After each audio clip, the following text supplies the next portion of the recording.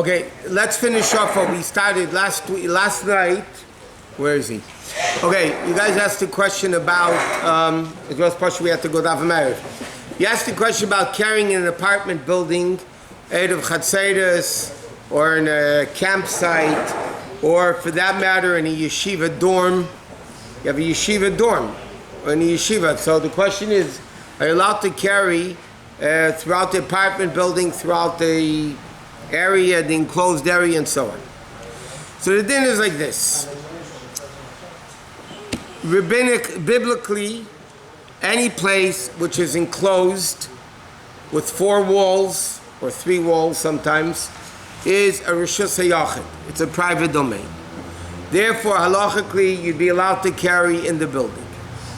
The Chachamim came along and they said that if there's a number of people in the building, so then it looks semi-public, and therefore, in order to be able to carry in that building, you need to make all the apartments into one. You need to make all the apartments into one.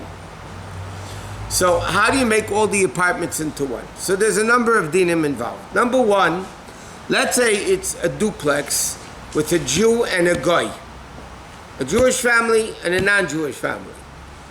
And the backyard is enclosed, there's common hallways.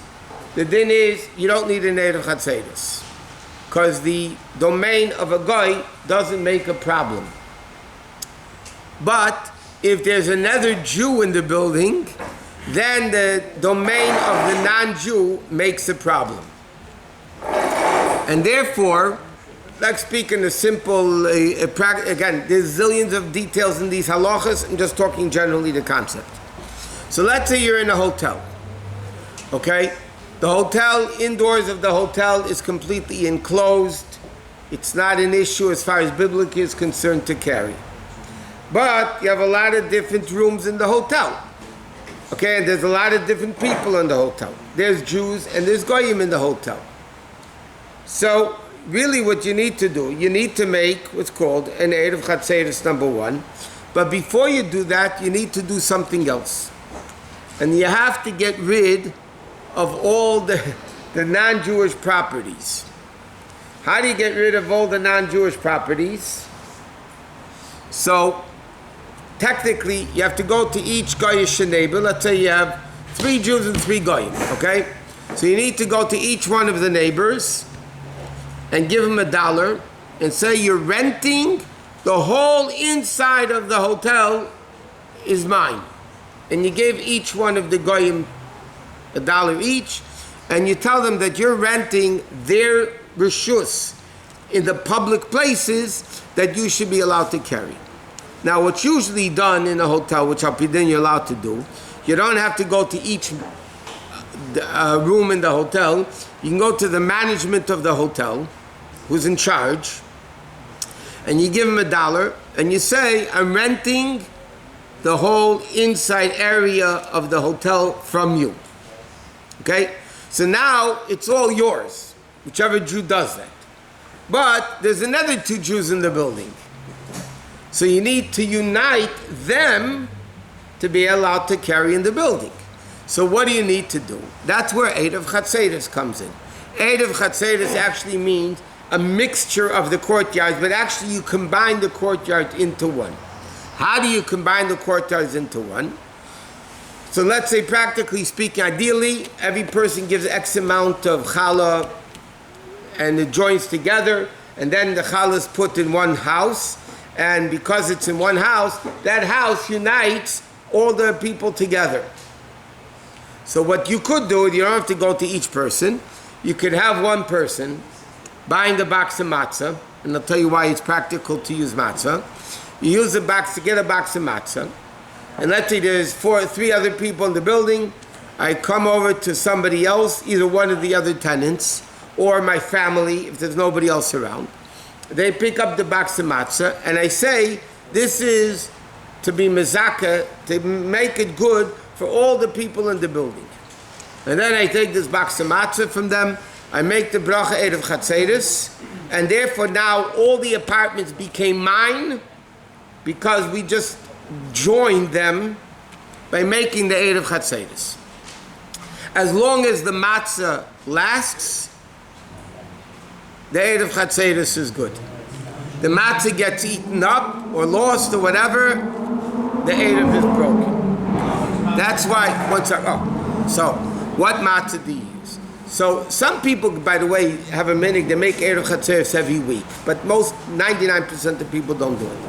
They'll do it once a year, but the thing is like this. Why do you use matzah? Because my bread is going to spoil. Once it spoils, it's not going to be good. So matzah. So now, the matzah though can't be good for Pesach, because Pesach you can't eat chametz stick of matzah. So what some people do actually, out of Pesach, they make Eruv Chatzerot with a shmura matzah, or a few shmura matzah, depending how many people there are, and they put it away in the house, and it lasts over Pesach. It can even last over next Pesach, because it's Pesach dik matzah. Or if you use chametz dik matzah, then for Pesach you have to make an Eruv Chatzerot with Pesach dik matzah. Now, what happens, l'mashal, in a yeshiva? Okay, you have a yeshiva, you have a dorm. Now, the problem is, everybody is separate departments, separate things. So, well, do they need an Eruv Chatzerot? The answer, they don't need an Eruv Chatzerot. Why? Because there's one dining room, and that dining room where everybody is eating, that automatically connects everybody together. The fact that there's one dining room connects everybody together. Or if you go to a Shabbaton, let's say, in a hotel, you go to JLR, whatever it is. So how do they do it? Obviously, the place has to be enclosed. If not, you can't carry there anyway. But if the place is enclosed, they go to the management of the hotel, they give them $1, they say, we're renting the whole inside and outside of the hotel.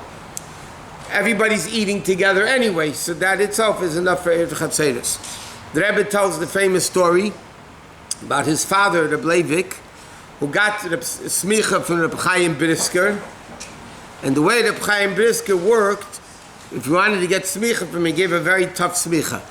Not only did he test you over your head for hours and hours and hours, but then he had you sit in his Bezdin room, and when people came in with questions, he would tell you to answer the questions.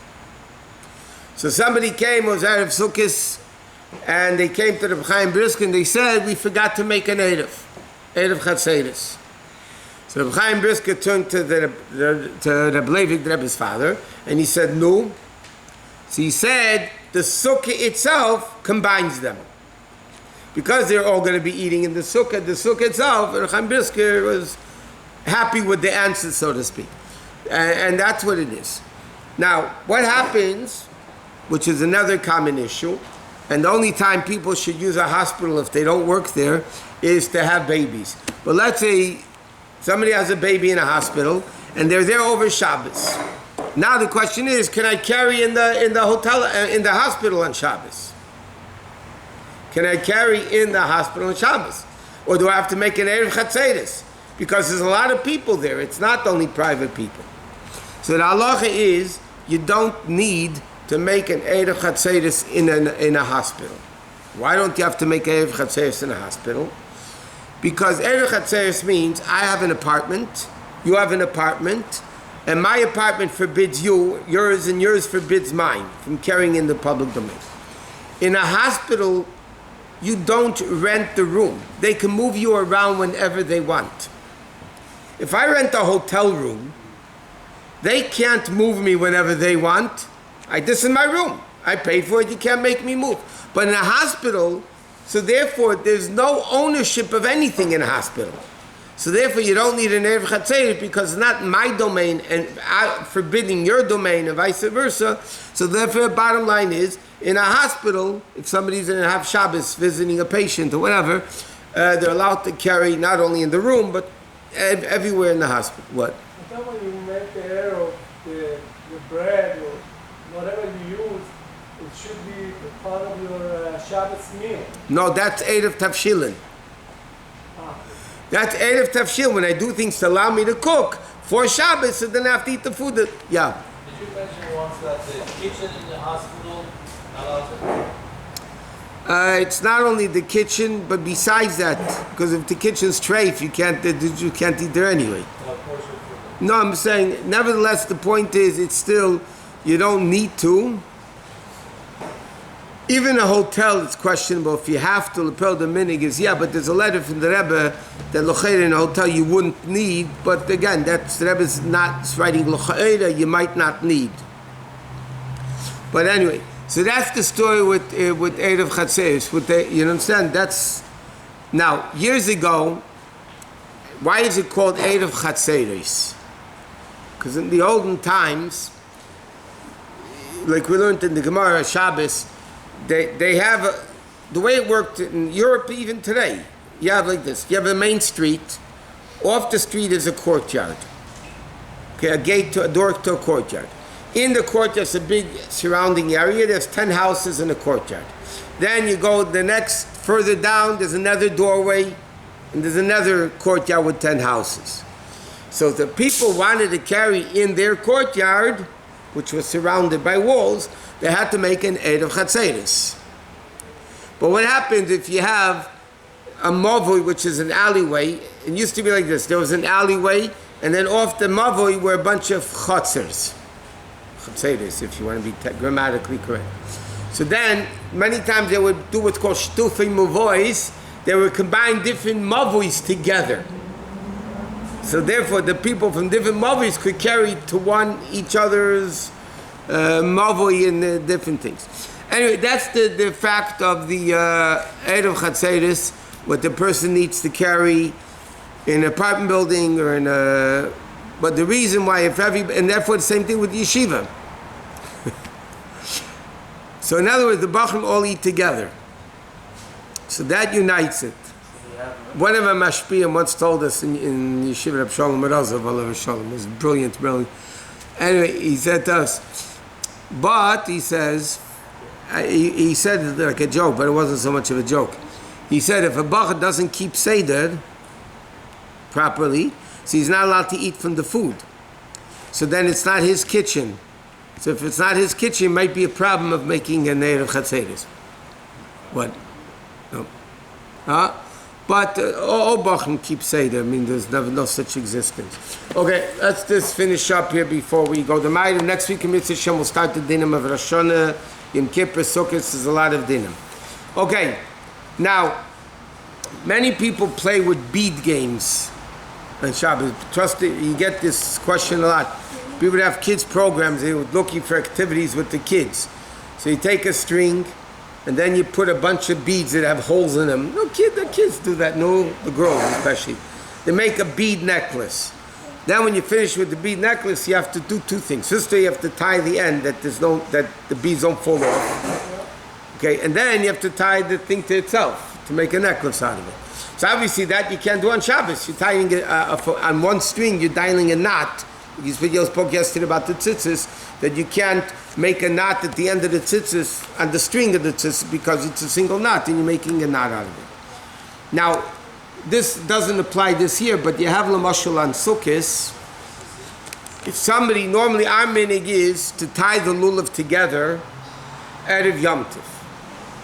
What happens if a person didn't tie the lulav together before Erev Yom Tov?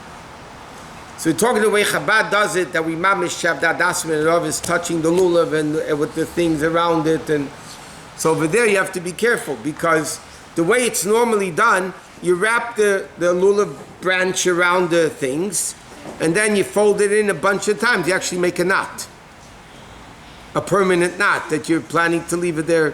So then, if you're doing it on Shabbos, you're not doing. But even on Yom Tov, you just have to tuck it in until Chol Hamoed. You can just tuck it in. You can actually make sure you knot it in a way that it doesn't come apart properly. Okay.